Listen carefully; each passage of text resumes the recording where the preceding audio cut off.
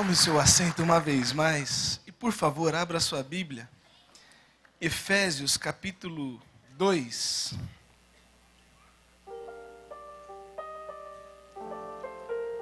Versículo 1 em diante. O apóstolo Paulo resume toda a condição humana e os atos divinos em favor dos que ele chamou para si.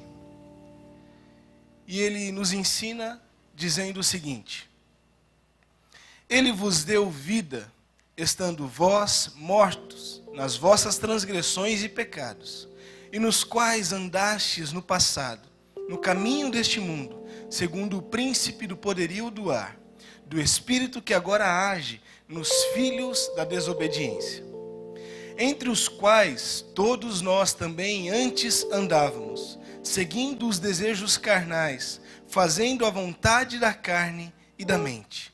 E éramos por natureza filhos da ira, assim como os demais.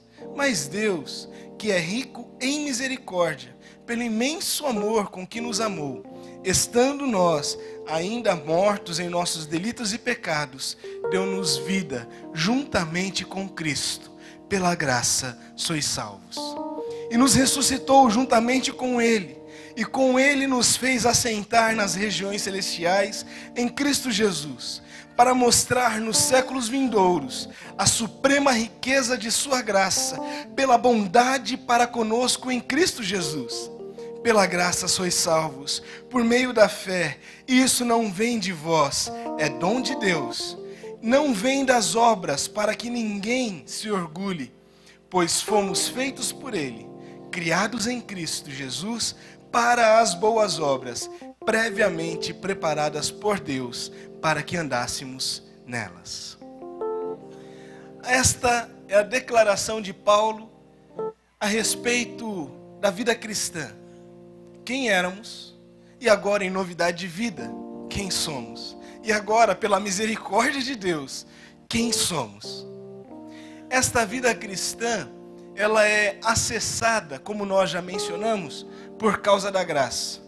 No entanto, ela é apropriada, ela é percebida como real somente por causa da fé.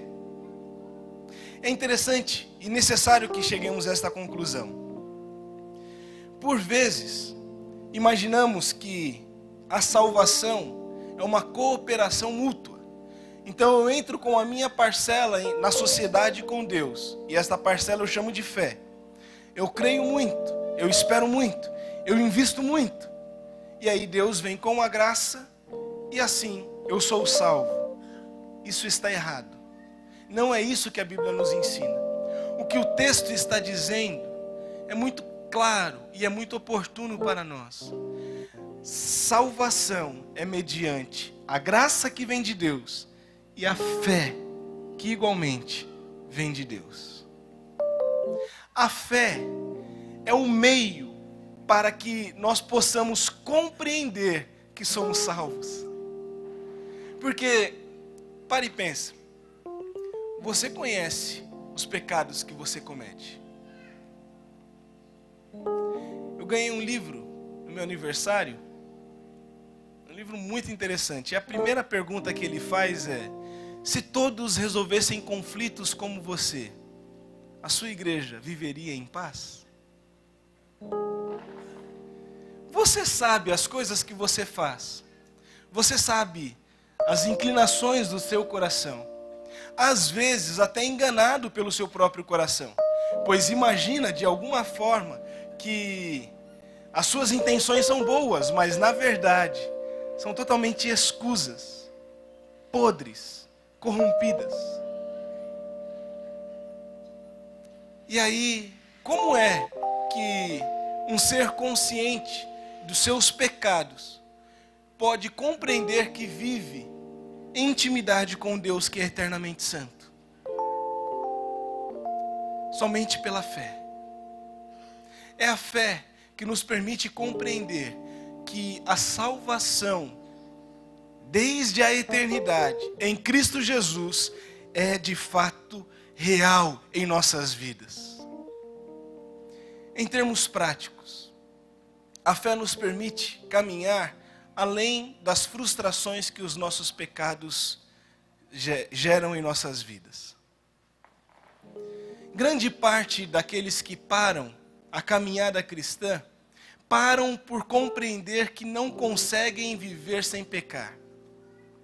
Grande parte daqueles que insistem em permanecer longe da caminhada cristã, permanece longe, porque não consegue compreender a possibilidade de viver sem a presença do pecado. Então as pessoas dão as desculpas do tipo, quando eu deixar de fumar, quando eu parar de beber, quando eu parar de jogar, quando eu parar de fazer qualquer coisa que os crentes não podem fazer, aí eu vou para a igreja, aí Deus me aceita.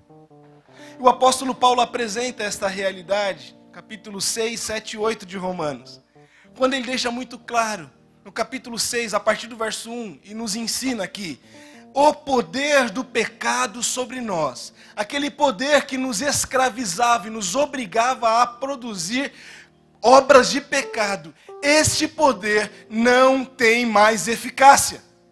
Contra a vida da igreja, o poder do pecado não existe mais.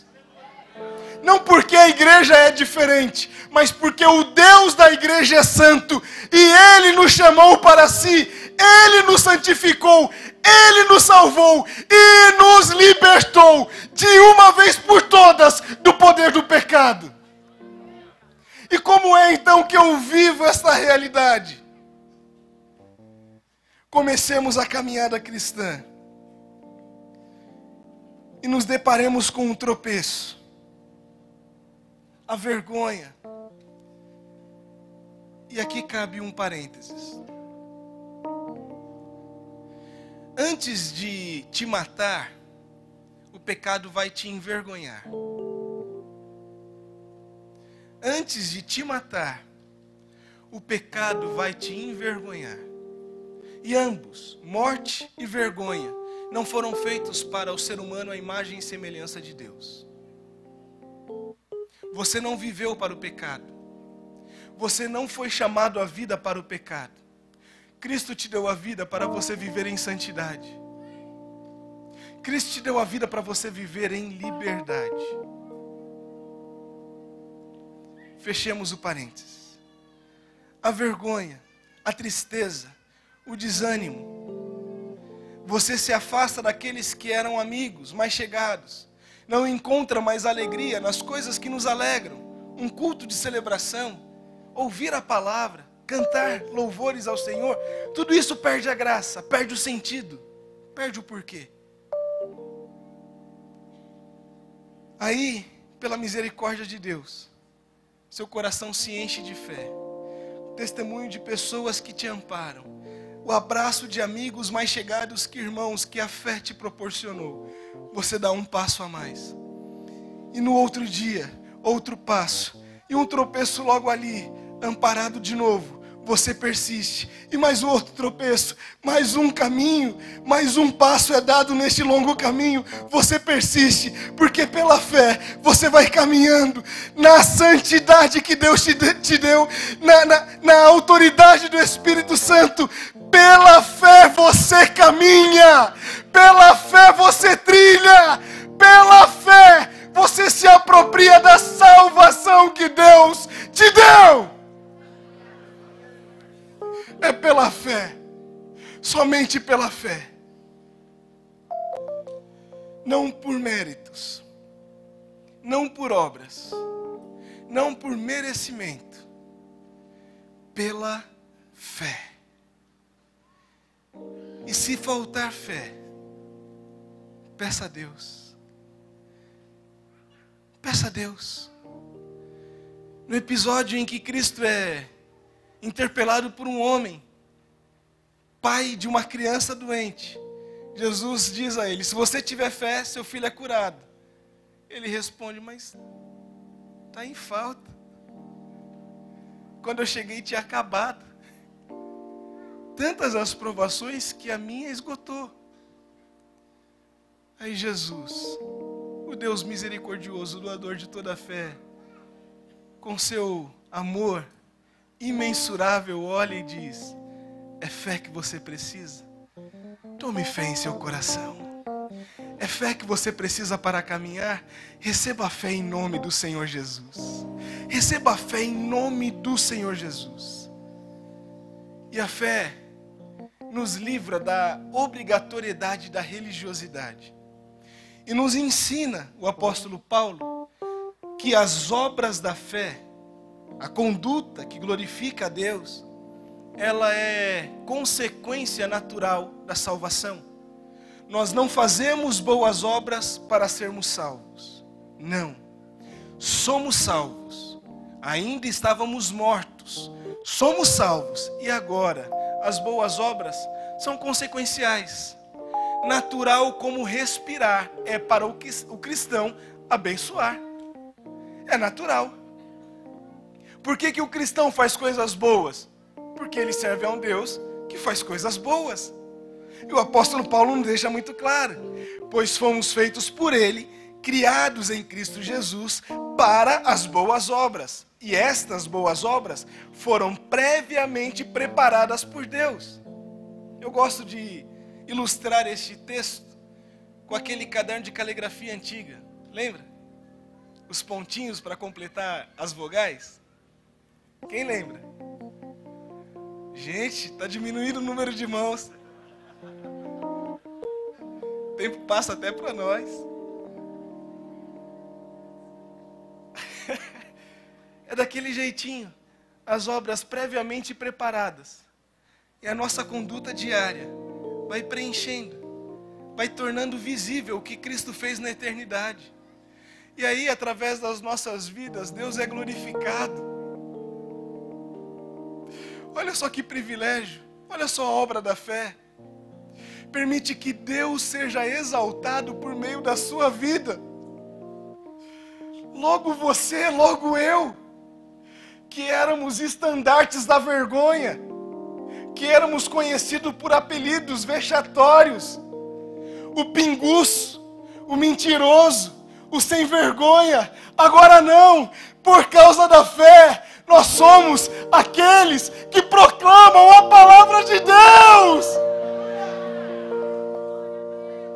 Por causa da fé, vivemos as boas obras, sem esperar nada, porque tudo aquilo que nós já precisamos foi conquistado por Cristo e nos dado como herança em Cristo Jesus, de uma vez por todas, para sempre.